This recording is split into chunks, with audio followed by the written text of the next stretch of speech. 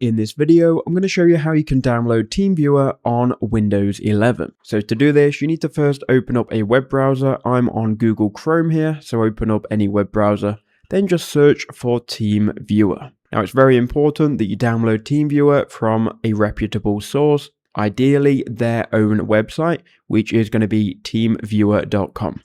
So click on the first link, which should be teamviewer.com. Now we can go ahead and click accept all cookies in the bottom right hand corner, just to remove any of these pop-ups. Now what we can do, we can click on free download in the top right hand corner. Then it will bring you to this window where we can download TeamViewer for Windows for free. So we need to go ahead and click on download quick support. This is going to allow us to receive support.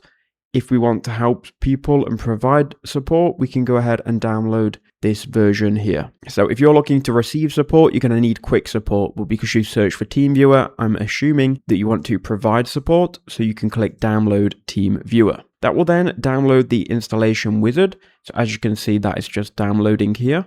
So now we've got that downloaded, we can go ahead and run the installation wizard. It's going to ask you, how do you want to proceed? You can run only and use it just one time, or if you want to install it, click default installation, then click accept next, then click yes to any pop-up. It will then run this very simple installation wizard, and in a second, TeamViewer will be downloaded. So go ahead and accept this, then click continue, then click OK, and there you go, you should have TeamViewer open. Here you've got your ID and password, which you can go ahead and give to the other person. Or you can enter the session code provided by the supporter. That's how you do it. I hope that helped you out.